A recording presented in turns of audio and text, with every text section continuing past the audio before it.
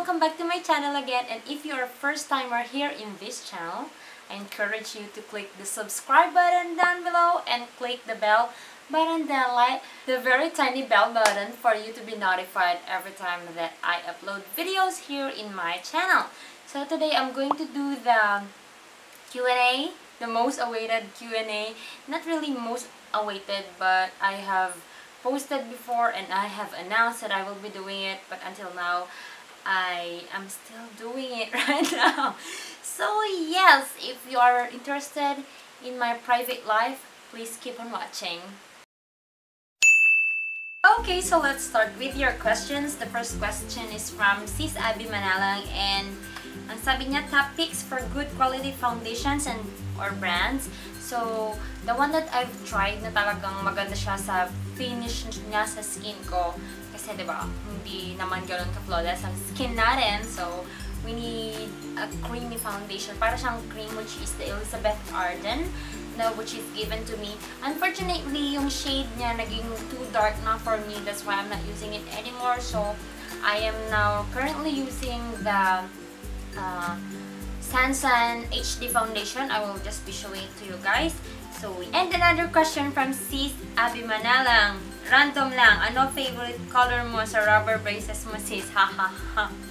So, currently, I have the blue, I guess. So, yun. Usually, yung pinapalagay ko lang is the blue and the gray. Gray is mostly na yun yung pinapalagay ko. So, maybe that is my favorite. So, and another coming from her. Ano-ano mga makeup brands ang favorite mo at bakit? Favorite makeup brands, I am more on local products. So, gustong-gusto ko yung mga Everbilena, Careline, tapos Sansan. So, yun yung mga, kasi diba, very much available sila, accessible, tsaka napakamura lang nila, sobrang affordable kahit estudyante, kayang-kayang bilhin ng mga yun. So, yun guys. From Irene's Life Vlog, welcome back sis! What is your top 3 things that you can't live without? So, my moisturizer, yung tsaka any pang kilay na product, and lipstick. So, yun. Kahit anong lipstick na, basta yun. Kyla Clemente, hi Ate Mia, I have 3 questions for you. What is the best foundation that you have tried? What or who inspired you to do YouTube, and what can you advise for girls who wants to make YouTube videos too? So for the first question, what is the best foundation that you have tried? I already answered that one. That is the Elizabeth Arden. And what or who inspired you to do YouTube? Marami. Parang mga nakikita ko lang kasi yun nga.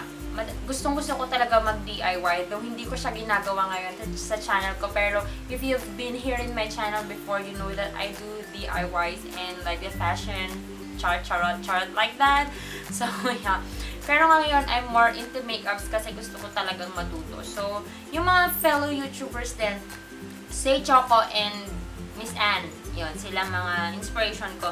And what can you advise to girls who wants to make YouTube videos? If you wanna make YouTube videos, do it now. Huwag mo nang antayin pa na mawala yung passion mo or yung inspiration mo. So, start doing it now.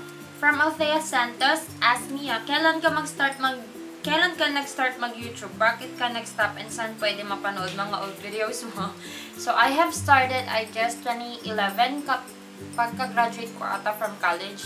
Kasi wala akong magawa noon that time. But I'm more on DIYs and scrapbooking kasi noon gumagawa pa ako ng scrapbook ko. So yun guys. And bakit ka nag-stop?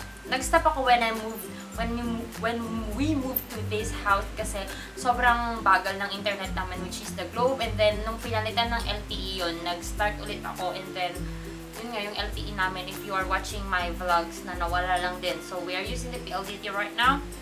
So yun, nag-stop ako kasi wala kaming internet connection that time or sobrang bagal, hindi niya kaya yung mga videos. And saan pwede mapanood mga old videos mo? Ayan guys, I have shared a private video na nasa Facebook page ko, and I will also put the link down below. That is the Girl Power Time. Yun yung isa sa mga favorites ko na video ko before. Wala lang, natatawa lang ako dun sa video na yan.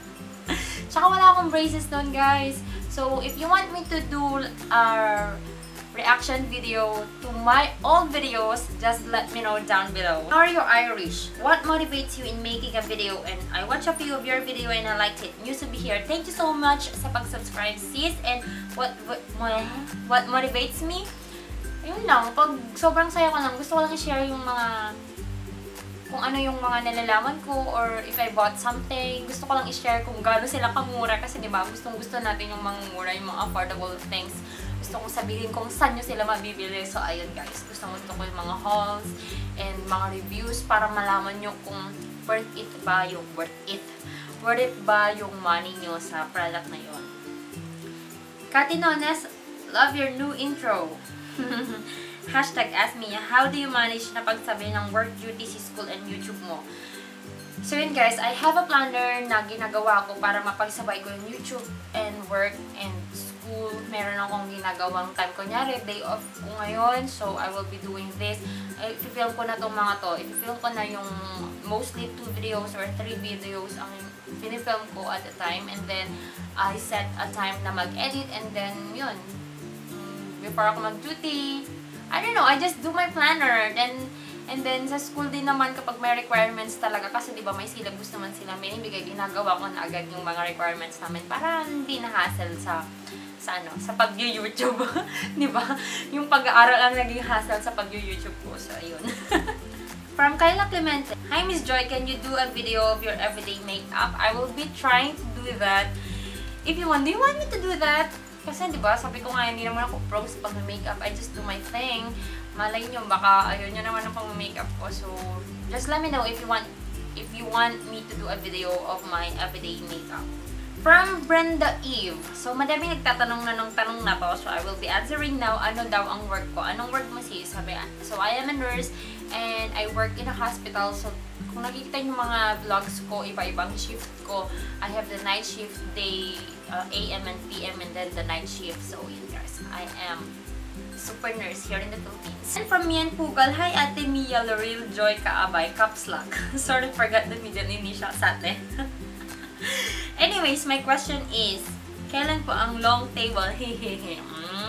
So, I have no plans of getting married yet, if that is the question. So, yun. I have very long time relationship before. Ayan. And, ayun. It went to waste lang. So, I have Mac right now. But, yeah, we don't have any plans right now about getting married. So, focus muna ako sa studies and sa work ko ngayon. So, no long table. Wala ba? No. Hindi ako makapagsalita. Bakit hindi ako makapagsalita sa tanong na to? So, yeah, basta wala pa guys. Malayong-malayo pa. It will take years pa. Bonggang years pa yan. So, yeah. And for the last question that I will be covering for today is from Sis Tracy Brooke Eva. She says, may balak ikaw lumabas ng bansa, sis. Of course, may balak din naman ako na lumabas ng bansa, sis. Just like you, but yeah.